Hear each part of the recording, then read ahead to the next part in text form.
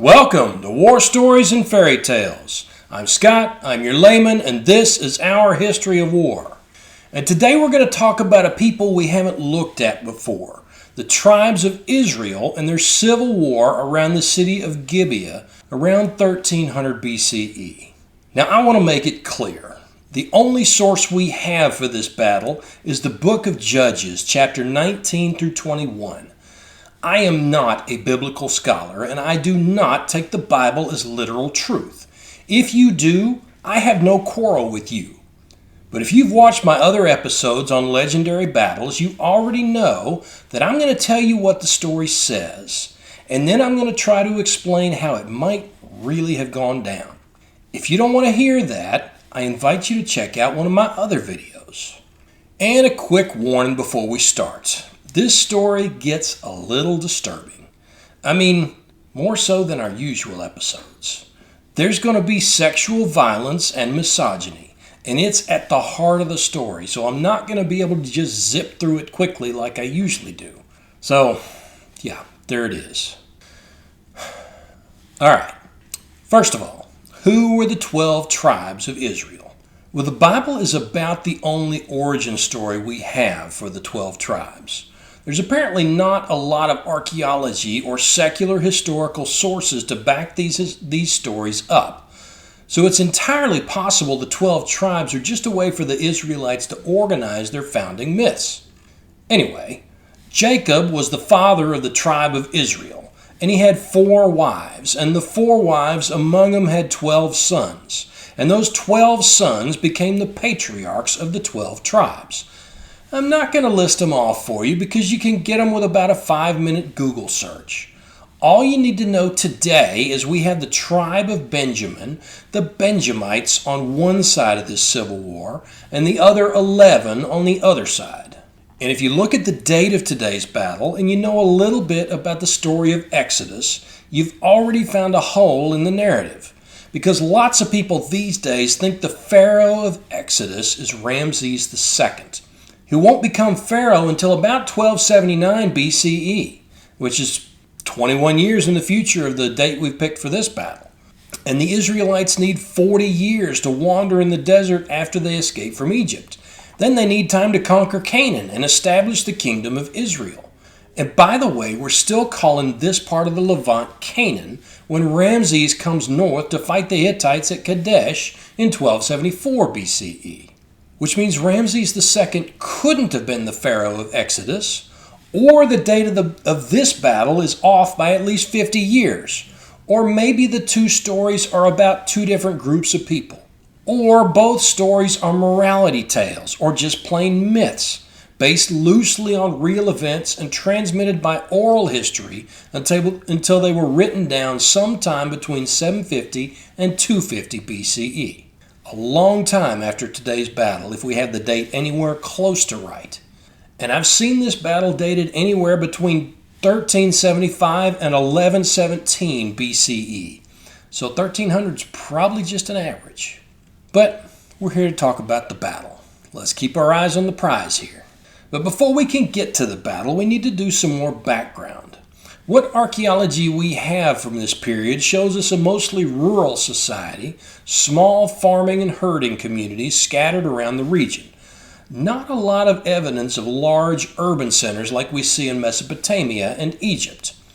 That means these people are going to be mostly pretty poor, which means mostly infantry because horses and especially chariots are expensive.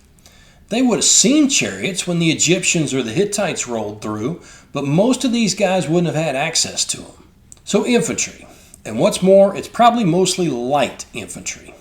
The Israelites are the first culture we've seen that mentions slingers in their records of battles. Specifically, the Benjamites at Gibeah are supposed to have had 700 slingers who could cast a stone at a hare, that's a human hare, not a jackrabbit, and not miss.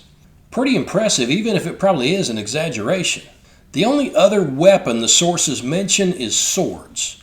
They don't say anything about spears or axes or maces or shields or daggers or bows. Seems likely they would have had all of these, if only because they could have picked them up from battlefields after the Egyptians grabbed whatever they wanted. But we don't have anything about organization or formations or armor, which is frustrating but fairly typical. And because it's a civil war, we can probably assume both sides have very similar equipment and fight in similar ways, even though they call themselves by different tribal names. So if the maps are accurate, the tribes of Israel occupied most of the area of modern-day Israel, plus a big chunk on the east side of the Jordan River that belongs to Jordan today. The Gaza Strip, according to the maps I found, belonged to the Philistines. Now, none of the characters in this story has a name except for Phineas, the dude who keeps the Ark of the Covenant, which makes this sound even more like a morality tale or a fable. But things are about to get ugly. The shit started when a man traveled through the town of Gibeah, north of Jerusalem, with his concubine. An old farmer who lived in the town offered him shelter, but when they sat down to supper, several of the men of the town started banging on the door, demanding the old man surrender the visitor to them so they could, get to know him better. Well, the old farmer was embarrassed and told the other guys to go home and leave his guest alone, but they insisted. Then he offered his own daughter and the man's concubine to him, and they still refused. The visitor then shoved the concubine out the door and locked it. This whole exchange says a lot about how the ancient Israelites treated women, or the story the slightly less ancient Israelites wanted to tell about how to treat women, or both. It's also almost an exact parallel of the story of Lot of Sodom, which adds a little bit of strength to the idea that this whole thing is a morality tale rather than a real history. Anyway, this time I guess they decided to take the offer. They raped the woman instead of the man, passing her around among them all night until she stumbled back to the house and collapsed on the porch. When the man came out the next morning and found her there, he put her on his donkey and they headed home. Well, by the time they got home, she was dead, because he had surrendered her to a gang of rapists to spare his own ass and then not offered her so much as a drink of water. So instead of treating his dead concubine's body with the respect he hadn't offered her in life, he cut her body into 12 pieces and sent a piece to each of the tribes, presumably with a message demanding vengeance against the jackasses who had killed her, also presumably admitting his own responsibility in the matter. The tribes, only 11 of them because the Benjamites weren't included, met at a place called Mizpah, which is where the tabernacle housing the Ark of the Covenant sat. There, they decided they needed to seek justice from the Benjamites. And in Israel, as in most of the Near East, justice meant bloodshed. So they went to the Benjamites and demanded they give up the dudes from Gibeah who had killed the woman. And the Benjamites told them to go fuck themselves. Well, you can't just let something like that go. So the 11 tribes decided the thing to do was to go to war with the Benjamites. And all the tribes swore an oath they wouldn't give the Benjamites any of their daughters to marry, which was kind of an important point because the Israelites were never what you'd call a numerous people. And they didn't like to marry outside their own religion, which meant you'd have to have marriage between the tribes to avoid interbreeding. Of course, they would find some creative ways to get around their oath when it came to it, but we'll get to that. So the Benjamites got together an army of 26,000, including those 700 left-handed slingers from Gibeah who could sling a stone at a hair and not miss. We mentioned them a minute ago. I'm not sure why it's important that they were left-handed, but they were damn good shots. Probably why the Benjamites didn't want to give them up. Not to be outdone, the other 11 tribes raised an army of 400,000 dudes. Now these army sizes are obviously absurd. Neither Babylon, nor the Hittites, nor the Egyptians could ever have raised a 400,000-man army, much less equipped or supplied it. And the archaeologists tell us there were probably a total of about 20,000 people living in Israel at the time. I'm going to guess we're looking at something more like 400 against 26, if the ratios are right. If not, probably more like 400 or 500 against 100. Anyway, we'll stick with the reported numbers for a minute because the tribes attacked Gibeah and the Benjamites came out on the first day and killed 22,000 guys. Well, the 11 tribes decided that kind of sucked. So they went back to God that evening and asked if they should give up. He said no, so they went back again the next day. and got shellacked again. This time the Benjamites killed 18,000. Must have been all those left-handed slingers. So the 11 tribes went back to God again and asked again whether they should head to the house. This time, God said give it one more day. He'd have their backs the next day. Sure enough, when they went back the next day, they decided to go in with a plan. One group would bow up in front of the city and lure the defenders to come out and fight, then pretend to run so the Benjamites would pursue them. A second group would then attack the unguarded city and start lighting fires. Then when the Benjamites turned around to see their city on fire, a third group would ambush them and tear the shit out of them. The plan worked. The 11 tribes finally managed to get the upper hand over the Benjamites. They burned the town, killing everybody, then destroyed the Benjamite army. Only 600 guys managed to escape, running to something called the Rock of Rimmon. This would have been a high refuge, probably fortified, where they could stay alive for a while and try to figure out what to do next. Meanwhile, the 11 tribes went rampaging through the lands of Benjamin, destroying every town and killing everybody. Then, at some point, I guess after they killed the last pregnant woman with a baby on her hip, they looked around at each other and asked, wait, the fuck did we just do? So they went back to Mizpah and started talking about how the hell they managed to kill an entire tribe of Israel and what the hell they were going to do about it. And they came up with a plan. No mention of God here, so they must have come up with this one on their own. One town, Jabesh Gilead, hadn't come to the initial meeting at Mizpah, so the men there hadn't helped the tribes with their genocidal insanity. More importantly, they hadn't sworn the oath not to give their daughters to the Benjamites for wives. So, did the tribes go to the holdout town and ask them to send their daughters to the 600 Benjamites so the tribe wouldn't die? Did they go and say, God commands you to give up your daughters? Of course not. They went and killed everybody except the virgin girls. Then they took them to the surviving Benjamites. But there was still a problem.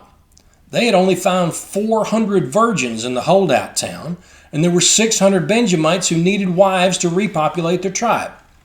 So they came up with another plan. One of their northern towns, Shiloh, was having a festival of some sort. So they sent the 200 Benjamites who hadn't managed to score wives yet up there.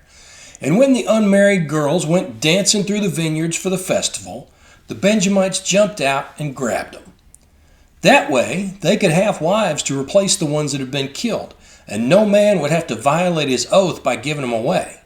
And I guess everybody went home happy, and they all went back to being 12 lovely brotherly tribes, and this genocidal war with thousands of people killed left no hard feelings and spawned no vendettas and left no armed teenage boys traumatized because they were the only members of their families left.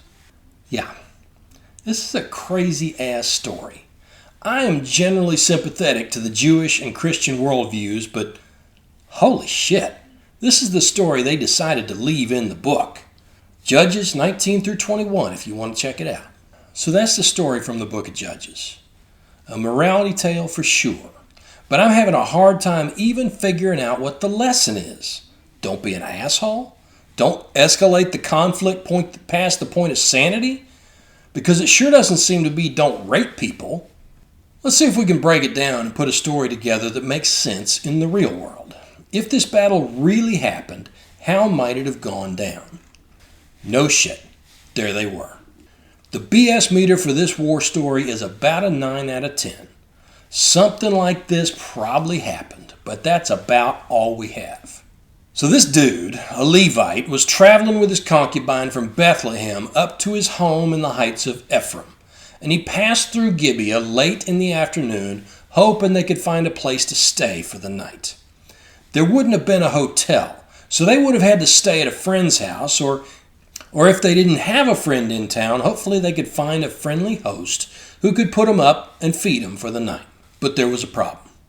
They found shelter with a shopkeeper who sold the local farmers' produce for them, but a local gang grabbed the girl before she could get to safety.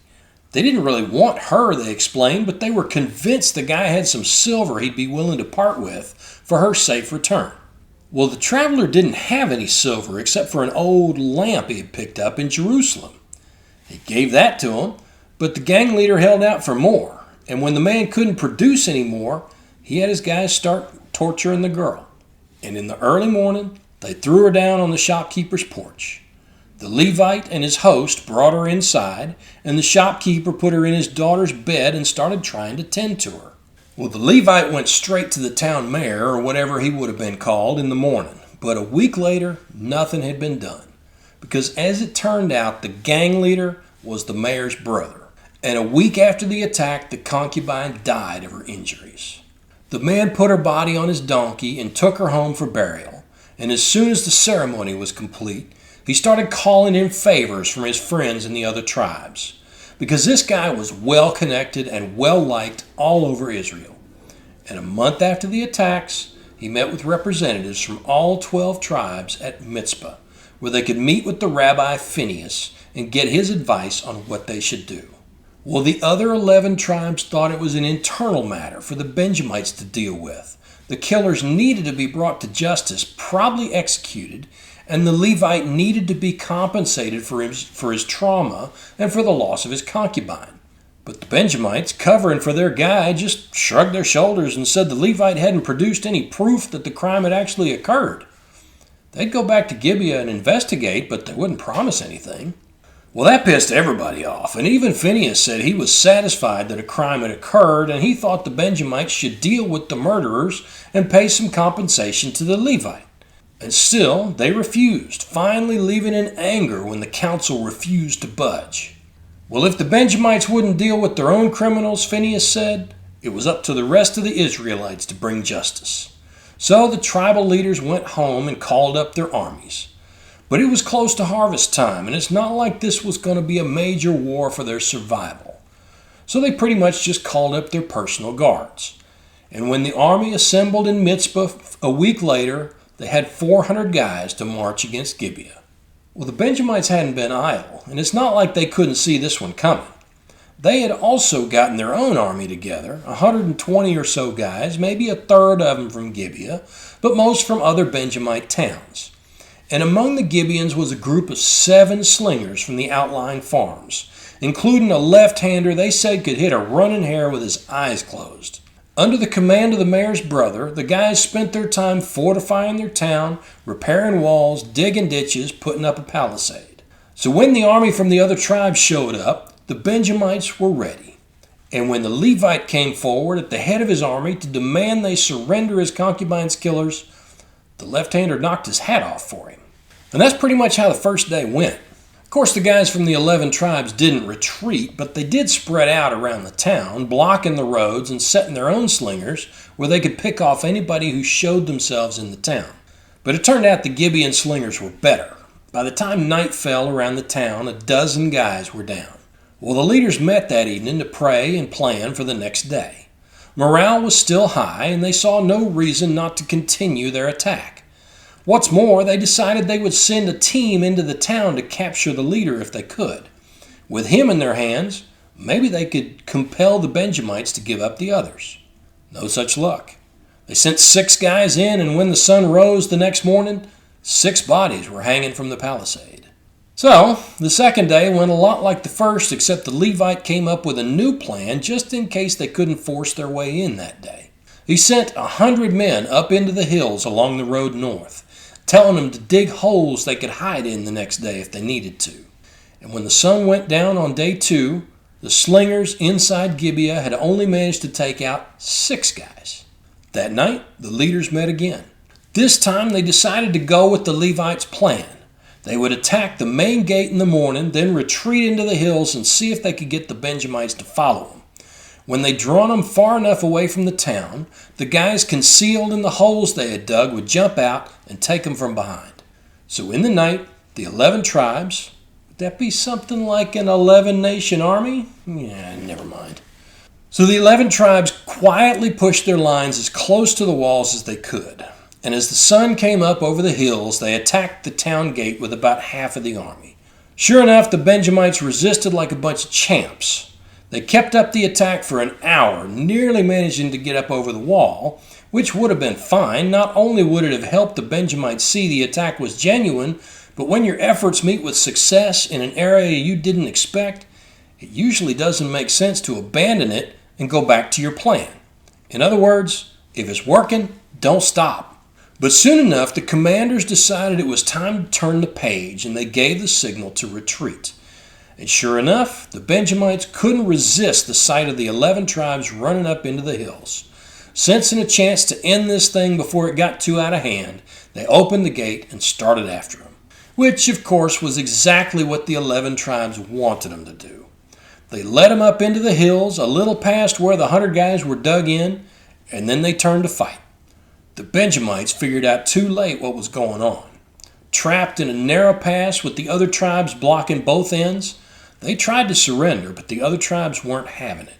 A few Benjamites escaped the massacre, but most of them ended up cut down in the pass. The 11 tribes didn't bother chasing after the remnants, even when somebody said he thought he saw the Benjamite leader climbing away from the fight. Instead, they headed back to Gibeah. Much easier pickings down there. Except the left-hander was still down there, and he took out a bunch of guys before they could manage to sneak around and surprise him. And even then, they couldn't catch him. He slipped away and escaped in the confusion as the 11 tribes sacked the town. And sack it they did. They burned Gibeah to the ground, and every Benjamite in the town either ended up with a sword in his belly or went home as somebody's servant. The Levite went looking for the shopkeeper who had put him up in the beginning of the story, but by the time he got to his house, it was already in flames. He never did see the shopkeeper or his daughter again, and never learned whether they had made it out alive. In the months after the sack, it became clear that the gang leader who had started the whole thing was still around, and leading a wandering band of outlaws big enough and bold enough to be a threat to some smaller towns. Hit the town of Jabesh-Gilead in the spring, killing several people, men and women both, and carrying off a dozen teenage girls. Then, at midsummer, they attacked again in a town called Shiloh, kidnapping several more girls from a festival. Nobody ever saw any of the girls again, and there was talk that the gang was selling them to the Egyptians or the Hittites or the Mitanni or even the Assyrians. And that was enough for the Benjamites to finally take action. Selling Jews to non-Jews was a bridge too far, even for a mayor's brother. They took the lead on the hunt and chased the gang up into the rock of Rimmon, where they managed to starve them out and finally bring them down after several months of siege. So that's one way it could have gone down. We'll never know exactly what happened at Gibeah, but this at least seems plausible to me. If you have a different idea, let me know in the comments.